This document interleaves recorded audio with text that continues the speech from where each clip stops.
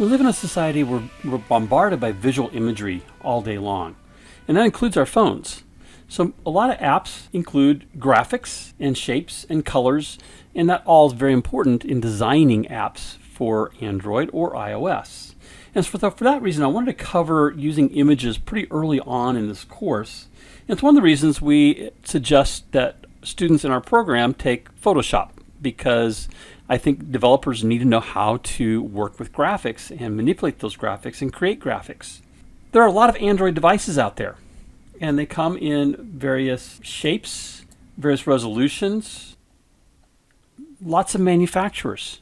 There are hundreds of manufacturers and thousands of Android devices available out there on the market. We also now have tablets. Even devices like the Kindle Fire is an Android device. And we now have Android televisions. We can develop Android content using Kotlin and Android Studio for televisions. Now the problem is with all these different devices, if I want to put an image into my project, I need to think about what my target audience is or what device they're running. And if I'm creating an app that's going to run across multiple devices, I have a problem in that if I have an older phone that maybe is 640 by 480 in terms of its resolution, I don't want to have a graphic that's several megapixels wide. At the same time, if I'm designing for a tablet that's large and has a very high resolution, or a newer phone that has a very high resolution, a small graphic is going to look horrible. So how do we get around that? Well, Google has created what they call density buckets. And there are right now 6 different buckets of various resolutions, and they created what's called a density pixel. The DP is a virtual pixel. It stands for density independent pixel. And on the MDPI device, it correlates usually directly to 1 pixel of an image. So 1 DP equals 1 pixel. Now the phones before that were even smaller, and so there a density pixel is 3/4 of a pixel. So if I create an image that's 100 pixels wide for the MDPI device, such as a Samsung Galaxy Ace, and I want to run that on an HTC Tattoo that is a low density pixel, then my image is going to be resized at 3/4 the size. The opposite of that, as we develop newer phones and the densities get much higher, we have an HDPI, or high density pixel, which is 1.5 pixels per density pixel. Then we have an extra high DPI, where it's 2 pixels equals 1 density pixel. And we have an extra high, where it's 3 times the size of our base of the MDPI, and the extra high, which is 4 times the resolution of the base image. So what I need to do in Android Studio is create images of all these different sizes for the different phones that I want my app to run on. Now today, we pretty much don't design anything for the LDPI. There's a few people in the world still using an LDPI device. I happen to know a few.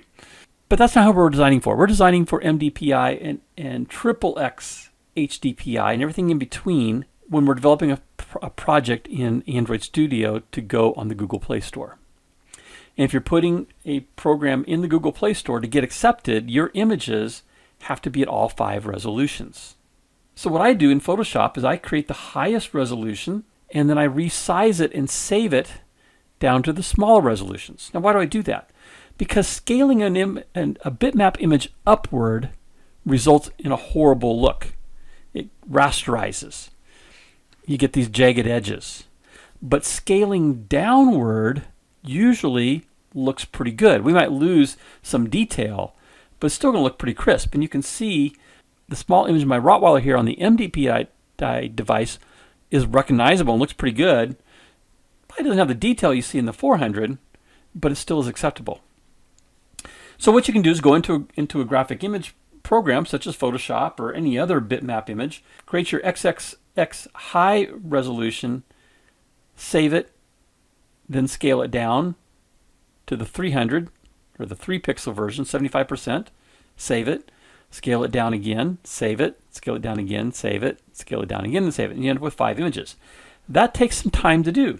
Now I'm going to show you in a few minutes here that in Photoshop I've created a JavaScript that will do that automatically for me.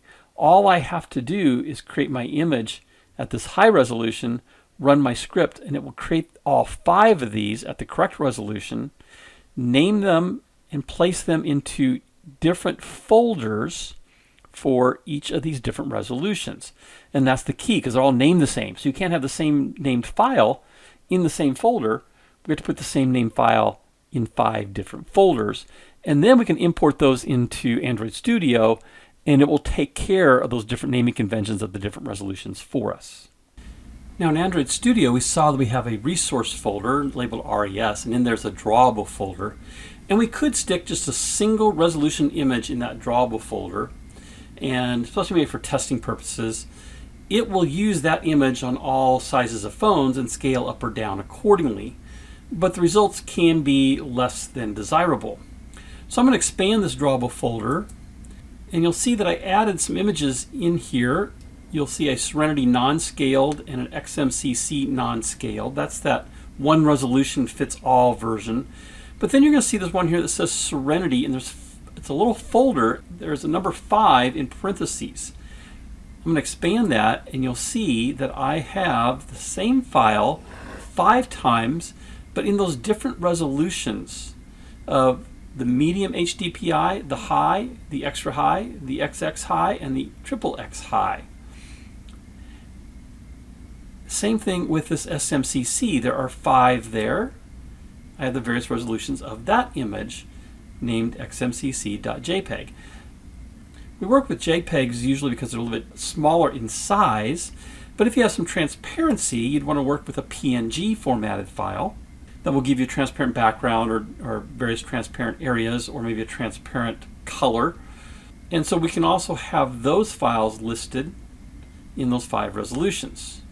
Now originally when I did this, I had serenity.jpg and serenity.png, and it caused issues. This needed to be named a little bit differently, because when we reference the file, we're not referencing the extension in our code, we're only referencing the file name, the Serenity. So if I have a Serenity here and a Serenity there, that causes issues. In fact, as I recall, I think when I tried to bring that in, Android balked in doing so and really didn't bring both those images in. Let me show you the impact of this, of running a little application that I created using the non-scaled graphics versus the scaled graphics. So here's my app running on the Samsung S9 emulator, which uses an XXHDPI version of my file. So this is Serenity as the scaled, and she looks pretty good there. Now I have that same image non-scale, which just one resolution fits every image, and I reduced that resolution considerably to save space. But look at the difference when I choose to display that image. Oh, that doesn't look nearly as nice. It's much more jagged. I'm getting little artifacts around the edges. It's blurry. Let's look at this little file I created called SMCC. It's just some text. And you'll see the difference a lot in rounded areas and in angled lines.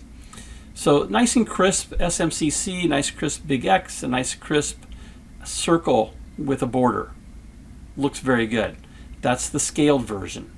Here's the non-scaled. Now, this is a much smaller image than what's being displayed here, so it scales it up. And in doing that, you'll see there's a lot of artifacts, little black dots throughout, much blurrier, and the edges of my X are certainly jagged.